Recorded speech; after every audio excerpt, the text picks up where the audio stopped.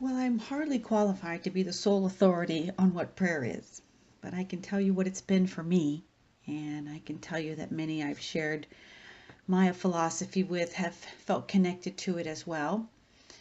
And to me, prayer, like meditation, is so many things.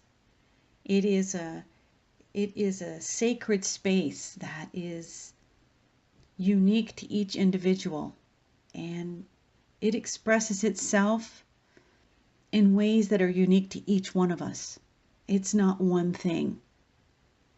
Prayer can be a state of being, it can be an action, it can be a state of awareness, it can be a relationship, it can be a process.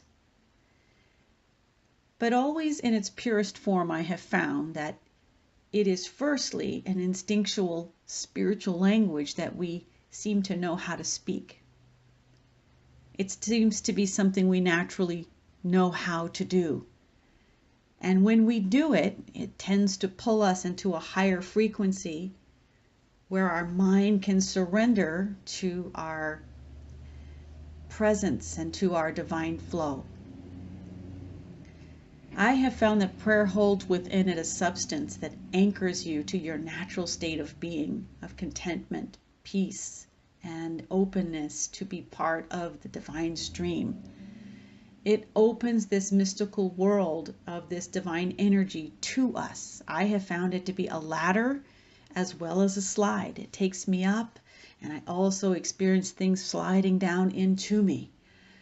So until you really experience its true power in a way that's beyond average, it's going to be hard to grasp with your mind. So that's what I'm inviting you to today, is to experience prayer in a way that springboards you beyond your mind and takes you into a physical experience in where you are stepping into another dimension, and that you are having one foot in this world and you're having one foot in another.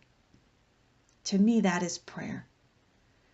It's walking my steps with these practical feet, with my head floating in the clouds, looking above all of the fray and all of the pettiness.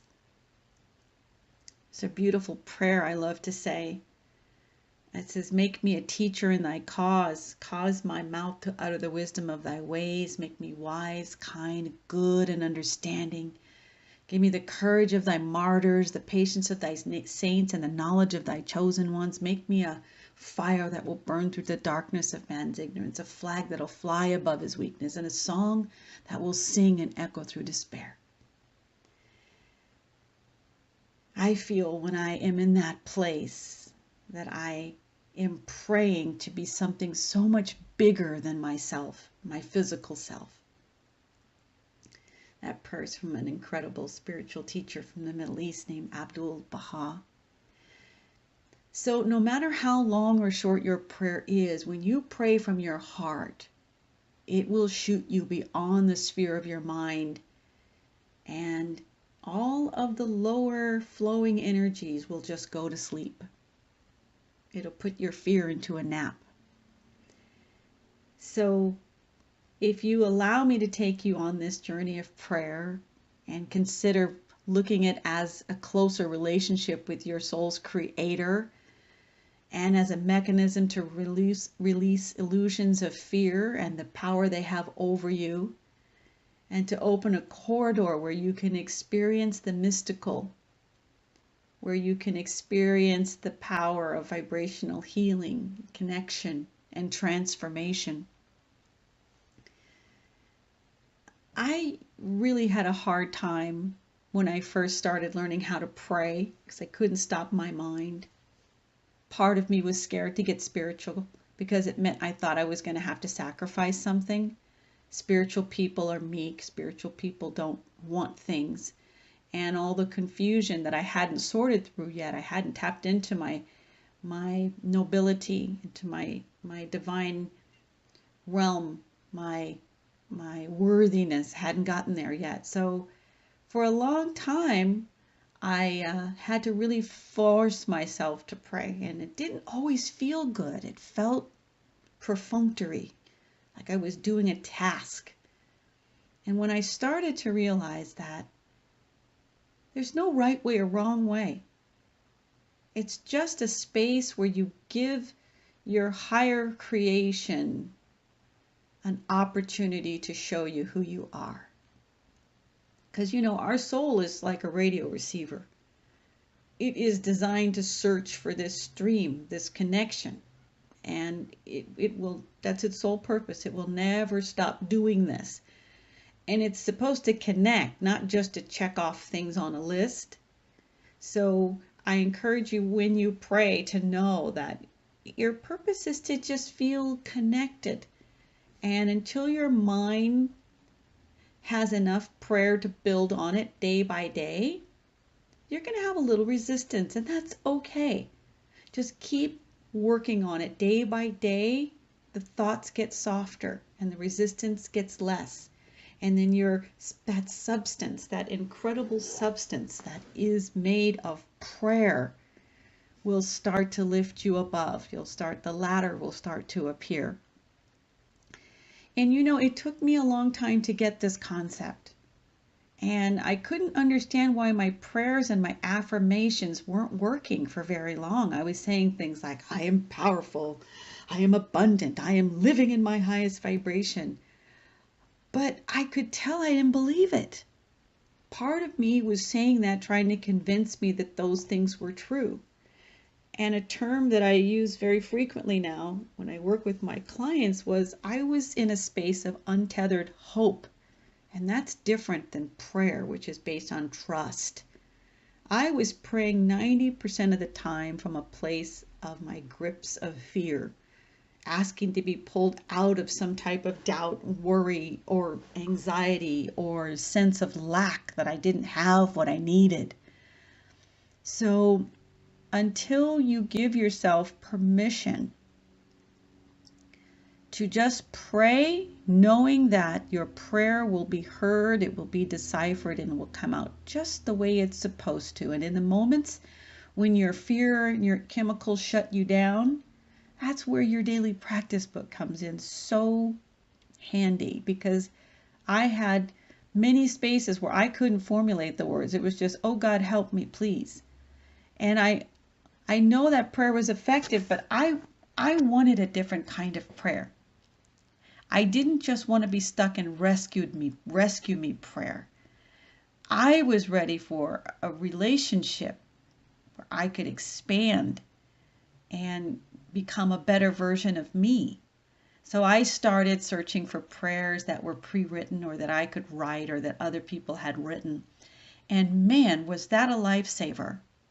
So I'll just encourage you to do that, because without that, your fear never really lets you feel the power of your prayer long enough to believe that this divine process will always take care of you. It will not allow you. It's got that credit card and it's ordering all these life experiences to convince you that it's right. See, God isn't coming through. See, it isn't working. See, you're still struggling. And that's just part of the truth. Because that divine bounty is never without flow. It's never not part of who you. Remember that ocean that we're part of. It's the oxygen we're breathing in. But it certainly causes us to lose sight of where we are. It gives us these veils and these blockages, and many times that can prevent us from praying. The very thing we need to get out of it. Part of us thinks that if we get too spiritual, we're not going to have time to worry. And we won't be able to figure it out the way we usually figure it out. And so it's practice on a daily basis that helps you to catapult yourself out. When you give yourself permission to immerse yourself in the presence of the love that is in the prayer, you're going to get a different result. It's going to go from I am powerful to I am power. You're going to go from I am abundant to I am abundance. And you're going to start understanding as your soul starts to give you a different type of awareness, the power of prayer. So these are just words. I'm using language to explain a divine process, like putting an ocean in a teacup. So until you immerse yourself in it long enough to experience the true power and hit the vibration that where you feel the power of it, nothing I say will convince you. So I encourage you, build on it day by day. Prayer is magic. Prayer holds within it vibrational magic, and it does things beyond anything our mind can conceive or understand. It's a process where we openly release what we do not know how to handle, and where we openly invite wisdom so that we can walk in this physical body in the highest and best way possible.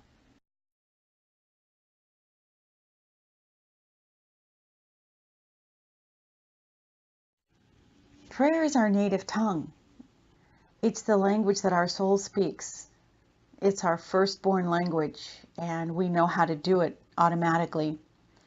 We find ourselves praying in different ways throughout our day, and our mind is always taking us into a space where we're contemplating how to connect into a higher resource to implement our thinking and to navigate our daily life. So whether you're aware of it or not, we are always all praying in some way. But understanding the real dynamics of prayer can take you into a higher level of experience. When this substance leaves your body in the form of the intentions of your heart, it is encoded with a special property. It has obviously the vibration of the love of God. It has encoded information to open your being and to expand your consciousness. It reveals parts of yourself that you didn't know needed healing.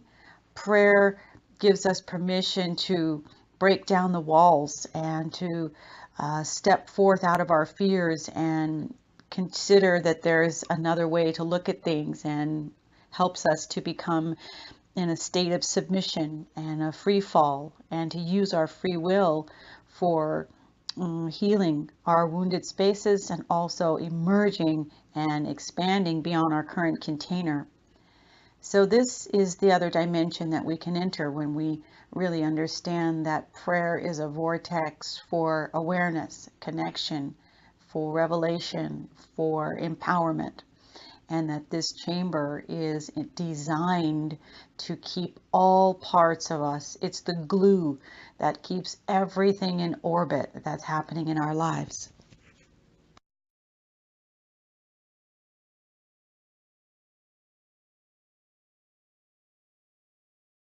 We've been talking about our spiritual body and how it doesn't operate like our human body. It exists entirely within a different set of rules. And we've been looking at ourselves differently. The more we release our levels of blockage and our awareness that we are physical and spiritual. And when you come into the realm of prayer, you're not going to have the same constraints as your physical body. Your spiritual energy is unconstrained. It's like the wind. It flows everywhere. It is in everything. It's a part of everyone. I know it's a big concept, but it's true. Divine energy flows through, in, and around everything, and it's everywhere. And it's held together by the nucleus of this divine love, this presence that we are seeking every day in our lives. If there's one thing that is true about our race, is we crave love, we crave connection, we crave a sense of belonging. And so this is the substance we are made of, the love and the presence of divine love. Now, when we open our arms and we ask this energy to fill our presence in prayer, We are inviting a new type of relationship into our being. And when we take this one level further and we call on the holy presence, some call it great being, some call it Holy Spirit, some call it divine presence, whatever. But when you call on and invite this presence to fill your being, something spiritual and scientific happens. When you call on the power of the Holy Spirit, you get an intensified version of your divine stream. It shoots into your body. It's the power pulse. Now, and I don't want you to get hung up on the word. If any of you have struggled with having bad memories of your past religions and maybe what that word have meant for you, let's not get caught up in there. I'm just talking about the power of what the Holy Presence does when you are calling on it as a source of strength. So when you call on the power of the Holy Presence, it comes instantly, every time, without exception.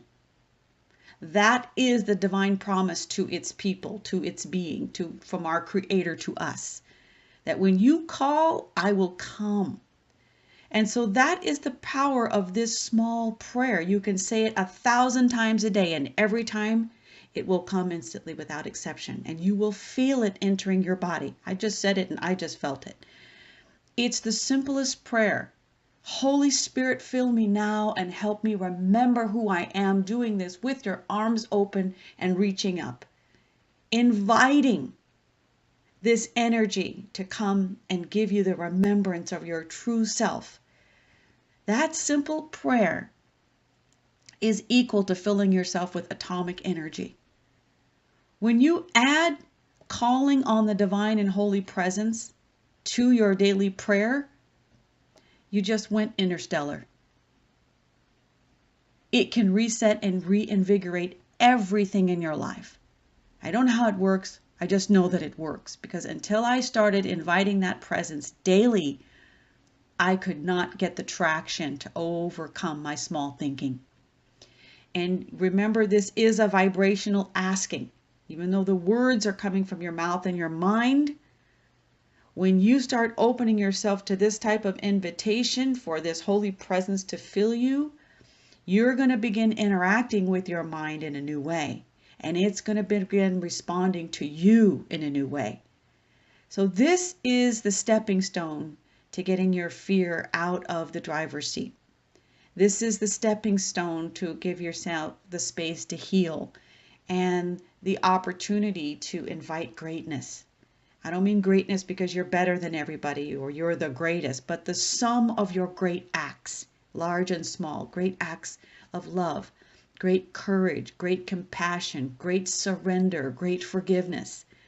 Spiritual greatness is achieved when we combine all the small acts of greatness. And this all begins with your roots in this world of prayer.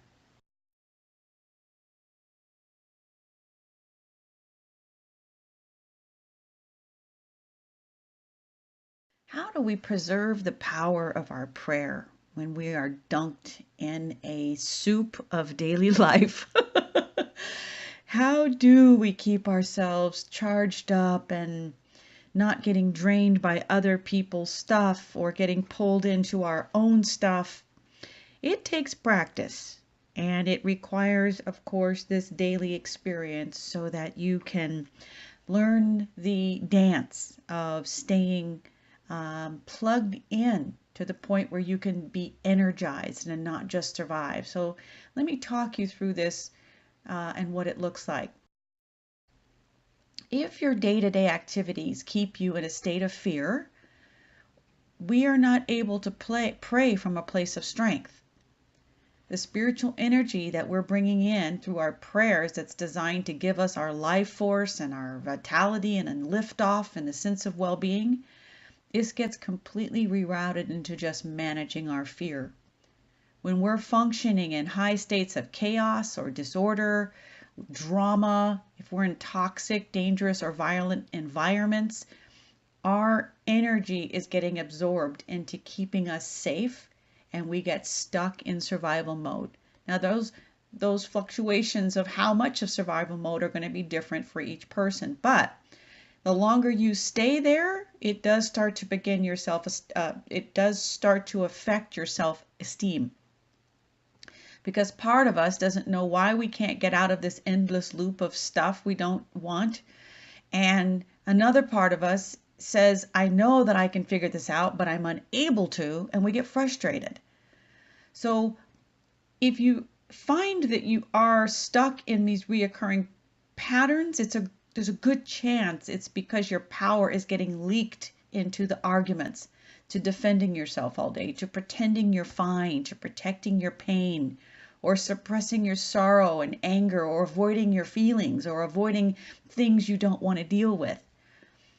When we are in environments that make us survive, we again go into this untethered hope. We're not tethered, we're not anchored to the belief that something and someone out there bigger than ourselves is looking over us. We're in a state of, I hope they're there. I'm going to pray and I'm going to hope, but we are not in a space of trust and knowing. And we can't get there because of our lovely chemical soup. So when you're powering up just enough to get through, you will never really feel that sense of well-being. This is because your prayers can't build any momentum. The minute they enter, their full energy is sucked into the soup of life game. So when you're in this state, what happens is you lose track of what you're praying for. Your circumstances have intercepted your prayers, and it's changing the intention behind them. You think you're praying for empowerment to become your true self. But in reality, because you are praying from a place of survival, your prayer is really, God, please don't let me feel powerless. That's a different prayer. You might think you are praying to become your higher self, but truthfully, you're just praying. Remember, the voice that screams the loudest is saying, God, get me out of this pain. That's different than healing me. Fix me is different than heal me. So even though we are trying to get to higher vibrations of happiness, we can find ourselves stuck in this abyss of getting by.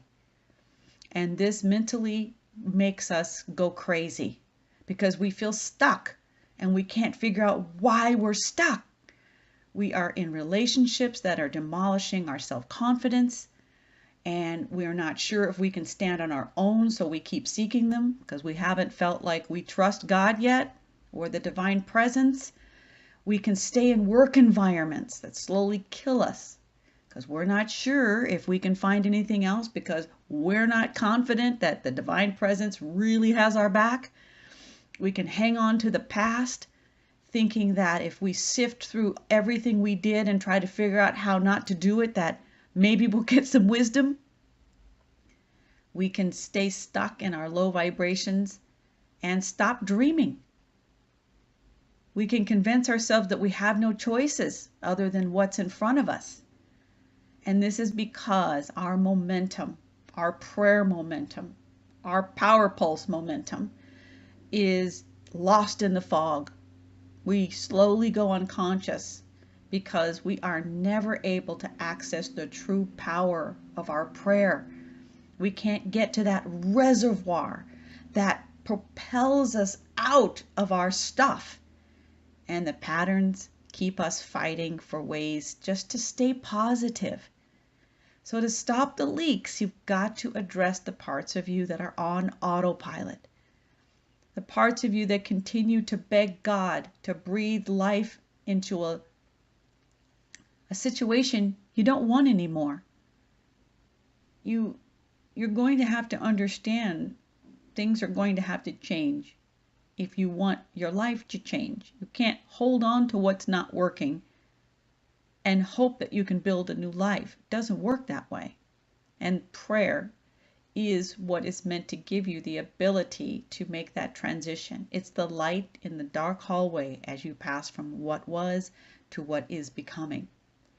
So until you are willing to commit to this daily practice, this daily support system, there's a good chance you're going to value your relationship with fear more than you do with your divine presence. So if you want to manifest the things that are truly your heart's desire and not your fear's heart desire, you're going to have to change the contents of the packages you're getting. And if you are willing to pray from a place asking for growth and healing versus fix me and rescue me, your life experience is not going to have the opportunity to change.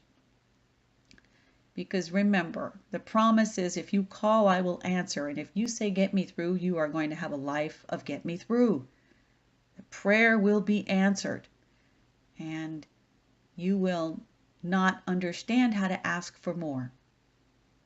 So enter this next space of prayer in this soul chamber, being clear about what you're praying for and where you are praying from, and be aware that you can leak out all of this power if you are plopping yourself in environments that drain you of all of your spiritual energy.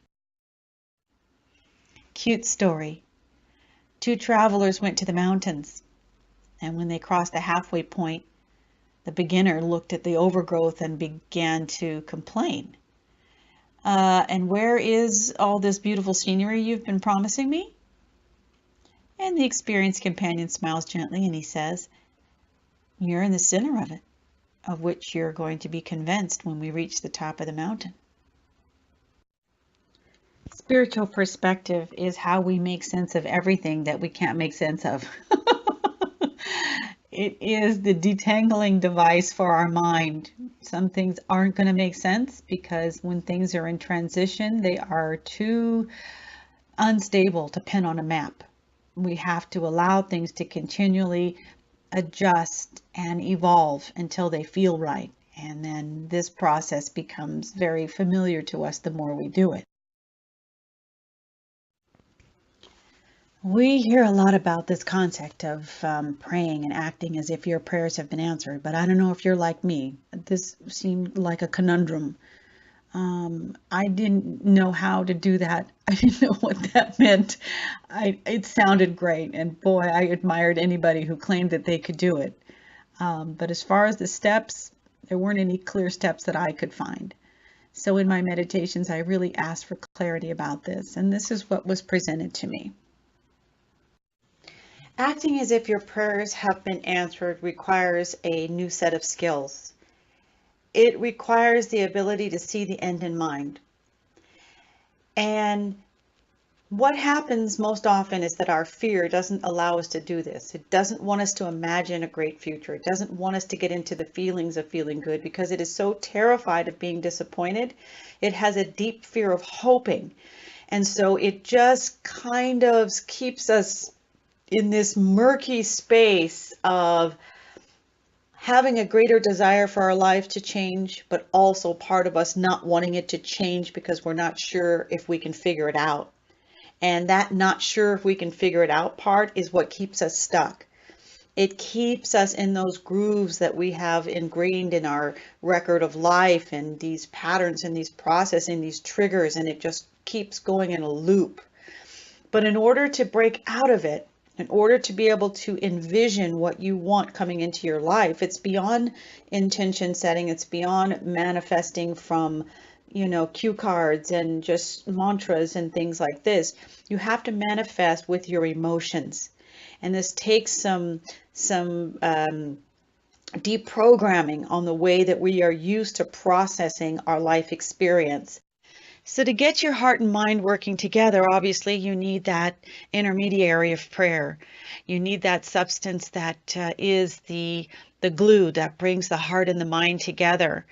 You need the ability to see your life from a bigger perspective. And the only way to do that is to hold your fear in a state of prayer and give it the opportunity to relax and to stop holding your mind as a prisoner to your future.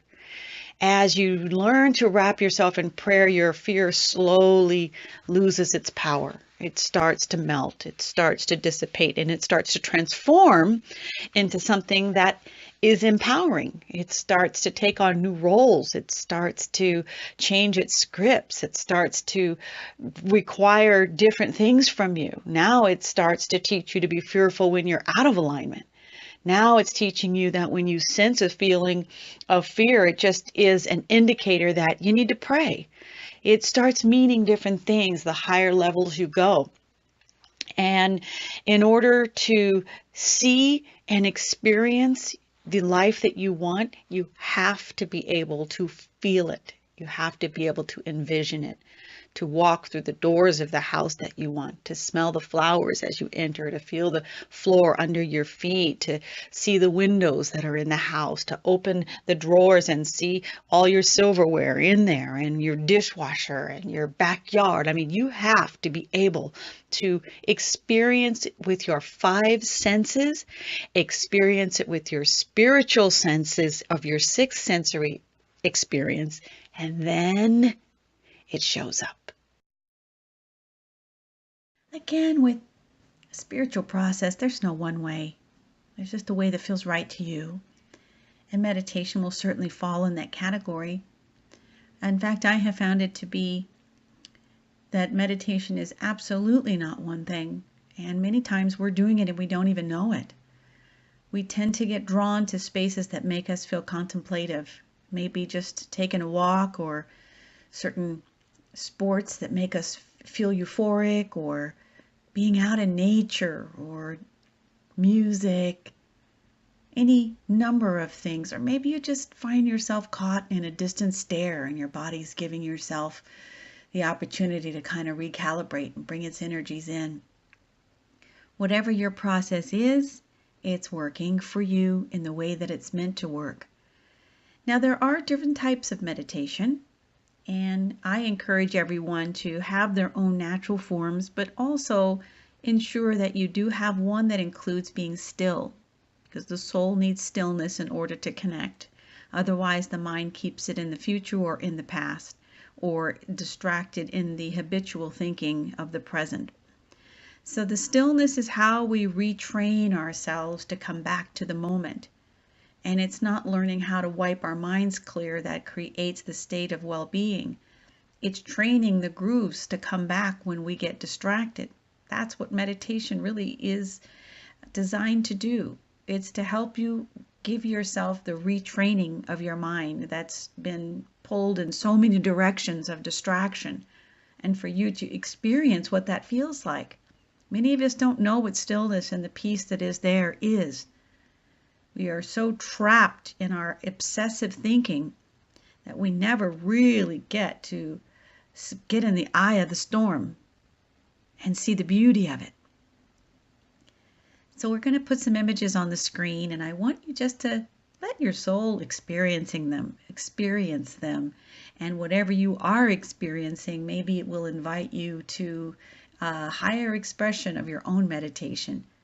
Let the images just kind of wash over you, and don't edit anything, and just be in this space and help yourself to get meditative without trying.